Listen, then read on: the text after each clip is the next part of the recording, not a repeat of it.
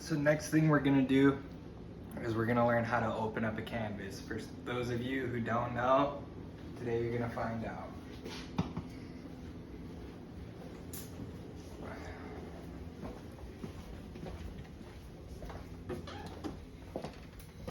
So I place my canvases, my blank ones, behind the door, hidden.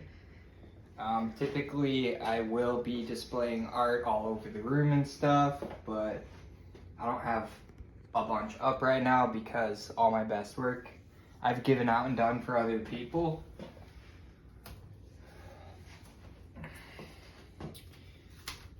Now, what I do is always open it from the back.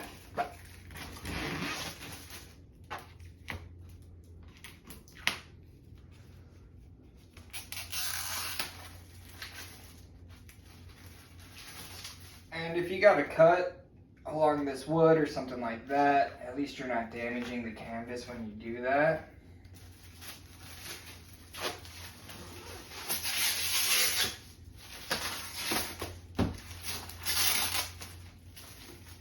Okay.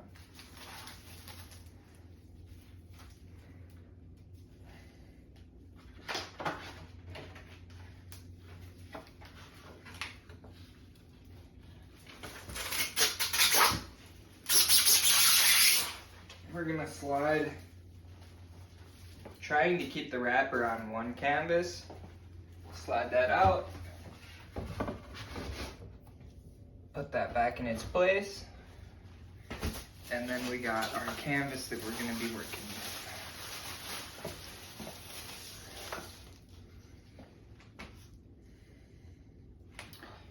I'll also mention, don't worry about having a perfect canvas. If it's a little loose or something, I mean, that's really not gonna matter. When you get the paint on there thick enough, you're just gonna see that layer of paint. And as it dries, it's gonna pull and tighten. And it's really gonna do exactly what you wanna do. I mean, if it was like severely damaged, I wouldn't use it. But if you did have an imperfect canvas, I would go ahead and use it anyway.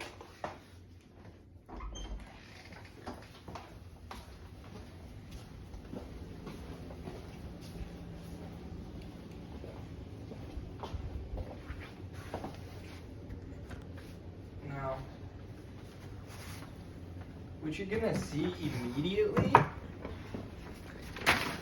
is that my stencil is literally the exact size of the piece.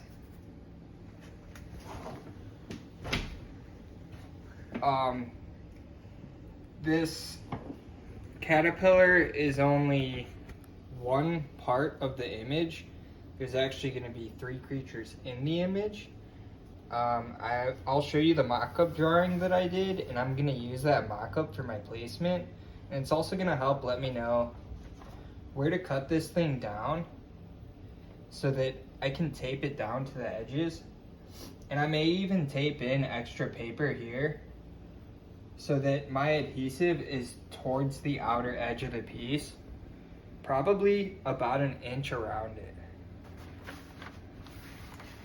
The other thing that I do, because you don't want your stencil to be lifting up, is wherever it is lifting up, I go in by hand and I bend it the opposite direction.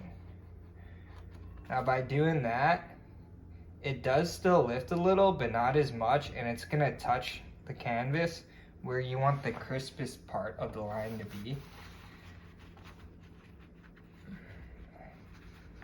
You want the stencil to be as flat to the canvas as possible, but you'll see with some of these stringy pieces, that's just not gonna happen. So you're just gonna wanna try to bend them back a little bit just to get it to pucker towards the canvas side.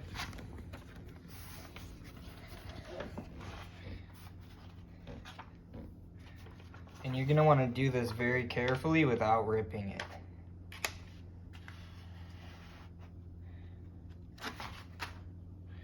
Okay, and that's pretty good. I got this piece sticking up a little. I can control that. I'll show you how I do.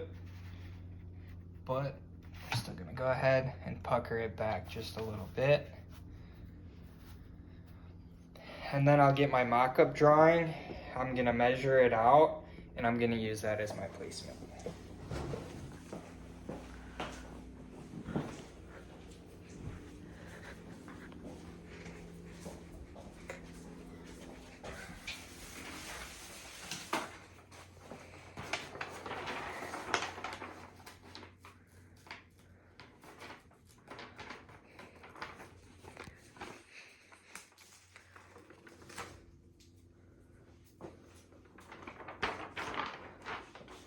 Here's my mock-up drawing. This is what the piece is gonna look like, and this is the placement that I'm gonna want. We got the caterpillar, a snake with a raven behind it, and we're gonna have the light shining into a dark cave, and I'm gonna show you how I make all those details utilizing the spray of the paint, the flow of the aerosol, and just the stencil itself.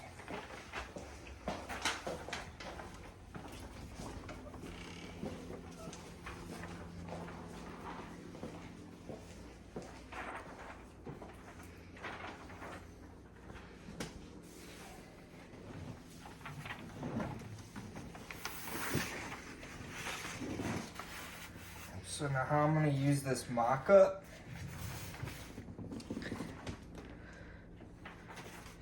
I'm going to place the stencil over it.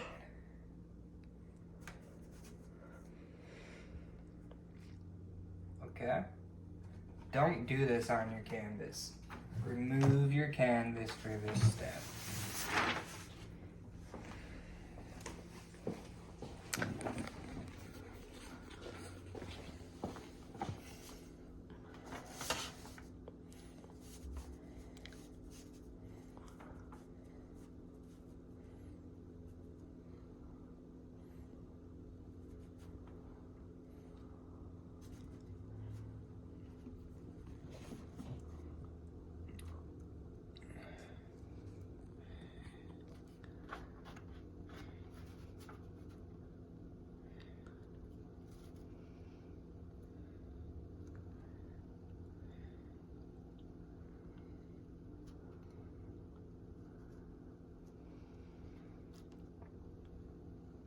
If you have gaps on either side, split the difference.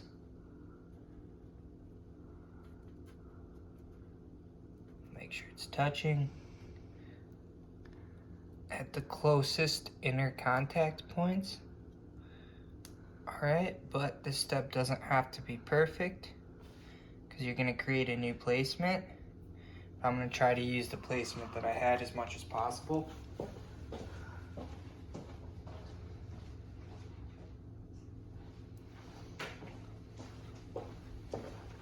Coming back to our purple marker.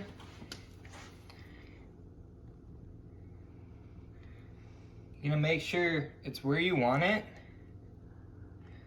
And you're gonna wanna put a palm on it. Make sure you got your body weight on it pretty good. And it's not gonna go anywhere as long as you don't move that hand. We're just gonna do a dotted line for us to cut along.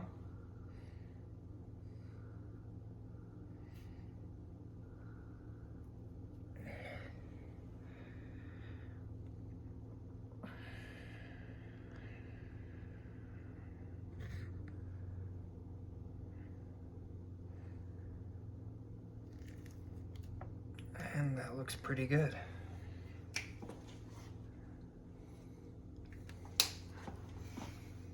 Now I'm gonna remove the mock-up, cut, and then find placement. Okay, see.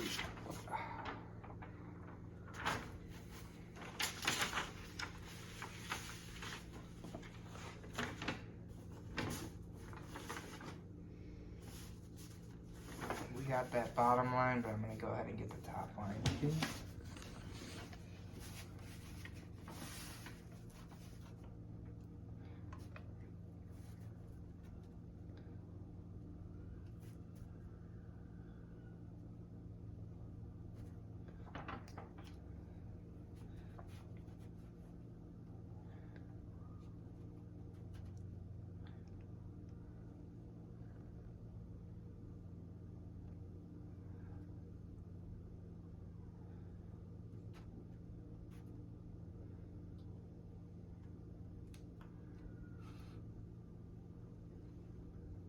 Okay. So it looks like I have pretty good placement.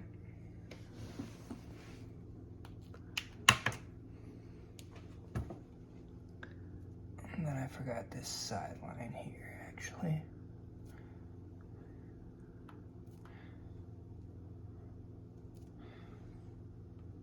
Alright, double check it. Make sure you split the difference. Make sure it's all matched up. Both your lines are where you want them to be, and then you can go ahead and cut it.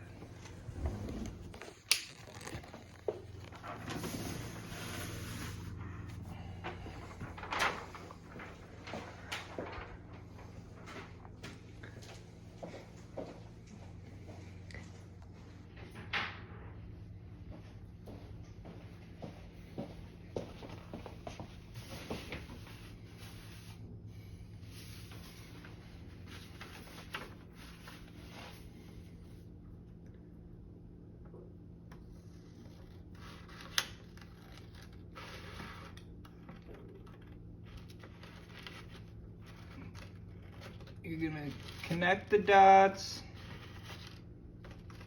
point to point, trying to maintain that line as straight as possible.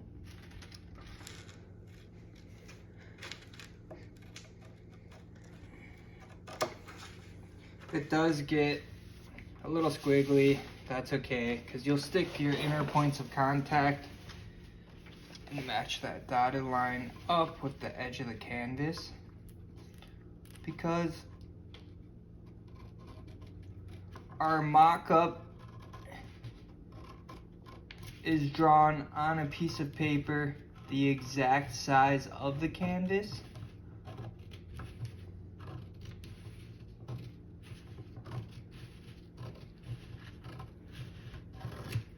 So again, we're going to use that X axis on the bottom and the Y axis here on the side.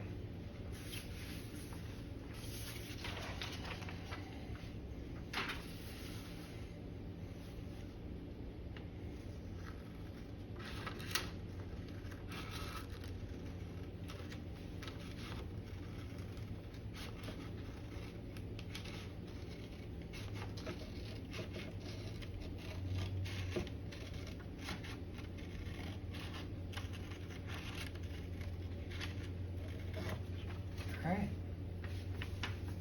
it's looking pretty good. It's looking how I want it to be.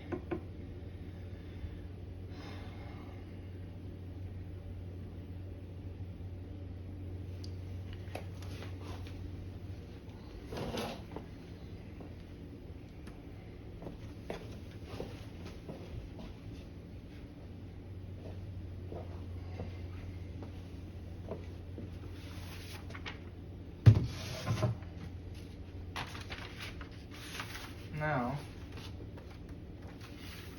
we have our x-axis here, our y-axis here. We can go ahead and wedge it into the corner. Another thing I'm gonna just touch base on is that your canvas is not gonna be a perfect square. It's got these folds on the edges, and the wood may not be perfectly straight. There's a lot that could be involved here, and that's why you're gonna just try to work within your 5mm tolerance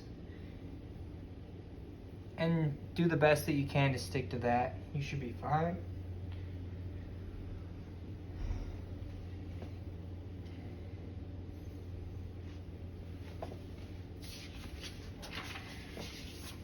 Now, those pieces that we cut off, we'll place in the dead space.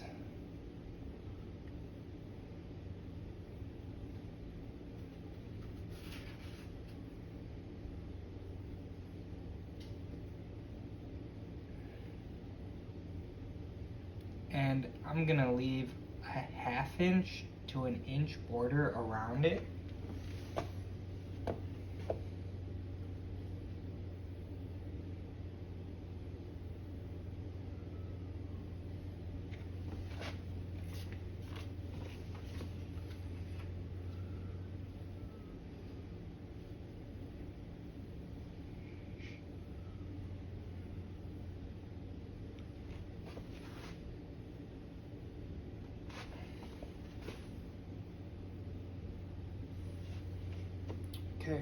once you got it all square and flush, you got your extra pieces placed in, we'll go ahead and tape those down.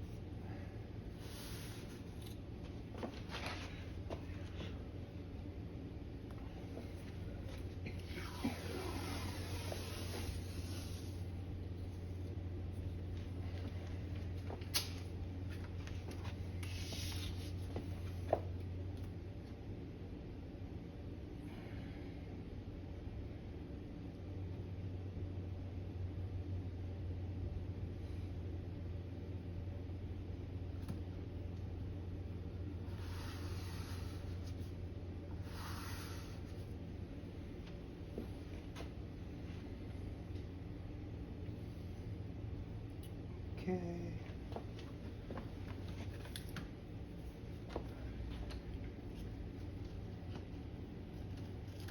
I'm going to trim back the excess paper so we can maintain that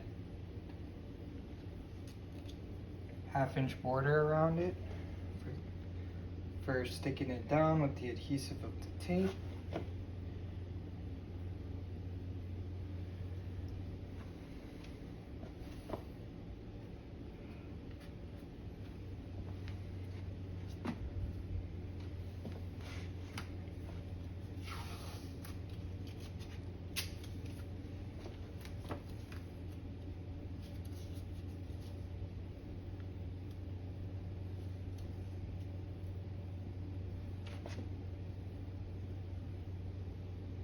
I recommend doing a lot of double checking.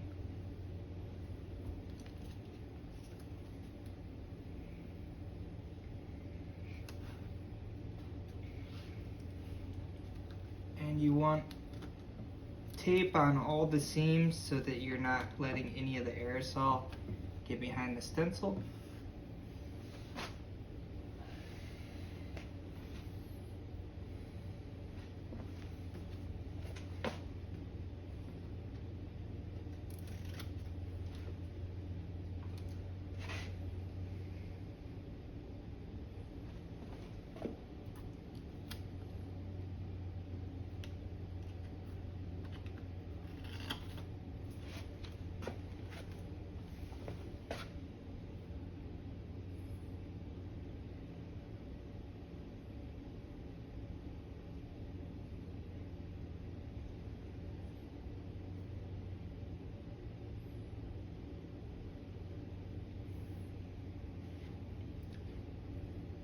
I'm just touching the edges to make sure that it's flush.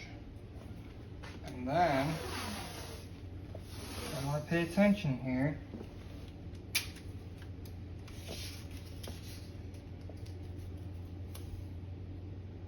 Get that top part taped down nice and flush.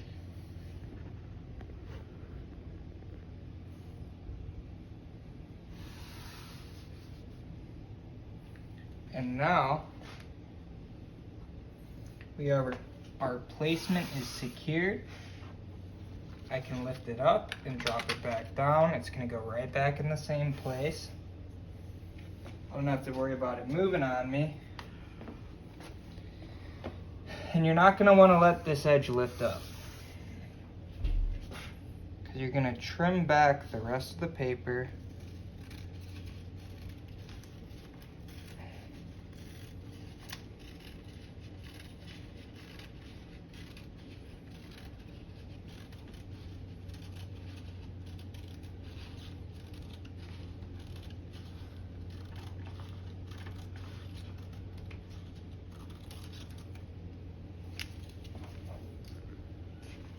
To secure the rest of it down.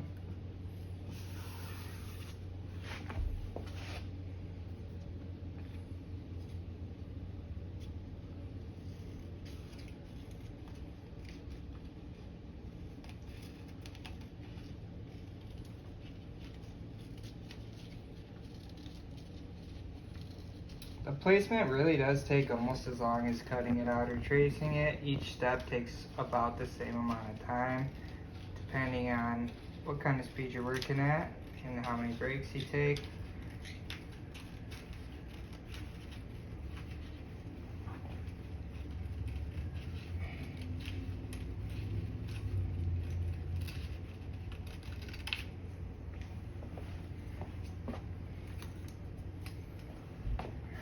Our painting did not move at all.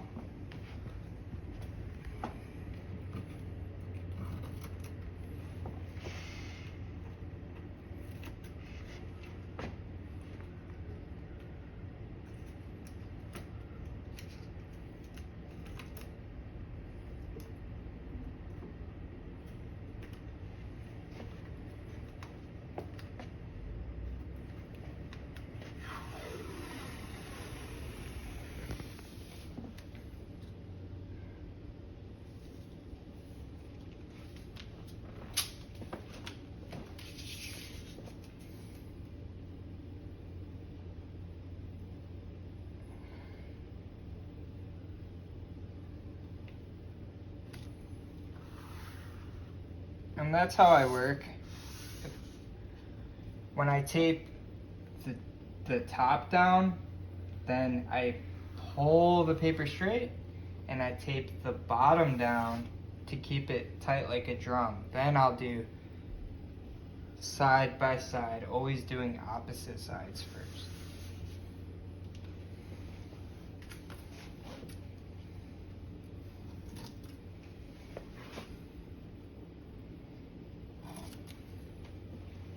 You will have to trim back tape. You're gonna wanna make sure it's totally stuck down anytime before you work with it.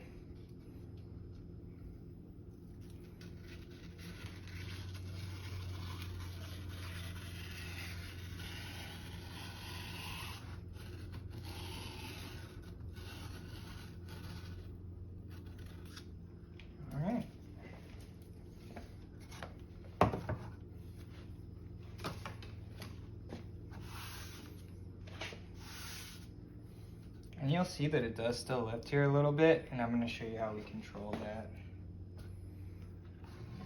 I'll also explain that the reason why it's doing this here and here is because the blue tape is actually adhering to the paper, and as it does that, it's pulling it away, causing it to lift up a little bit.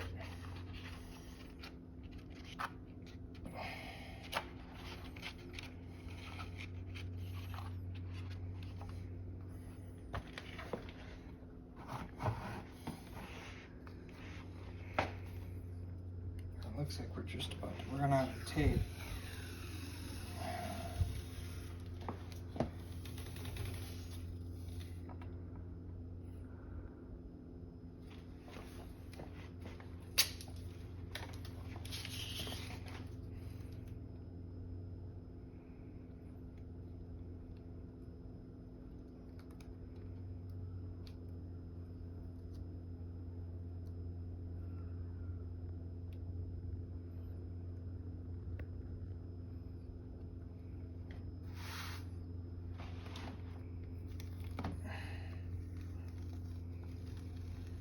Now, if you do place the tape incorrectly or you just don't like it, you can always pull it back up. Just take your time.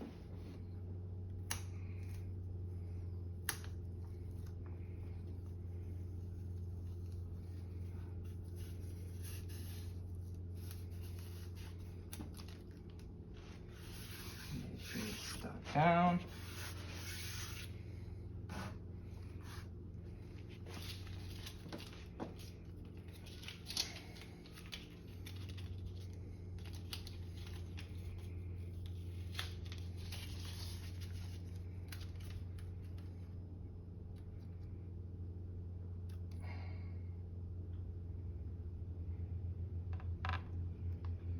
Give yourself another go.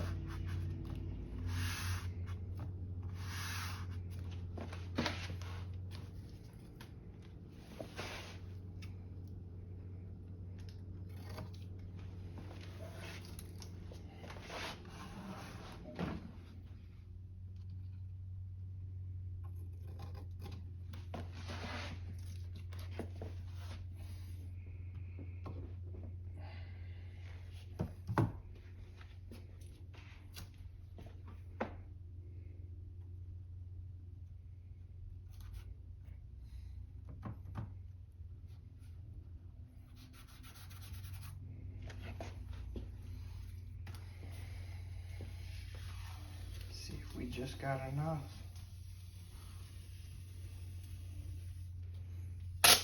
Ooh. I think that'll do it.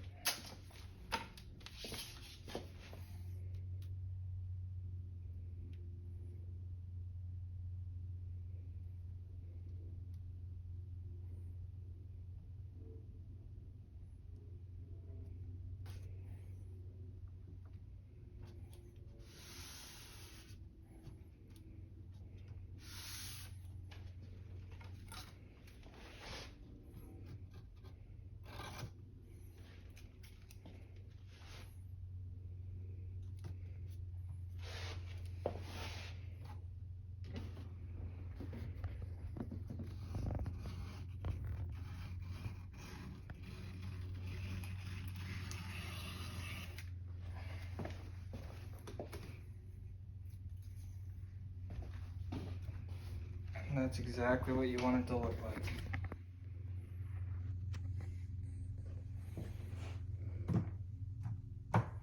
And after that, we're going to be ready to set up to spray, and we're good to go.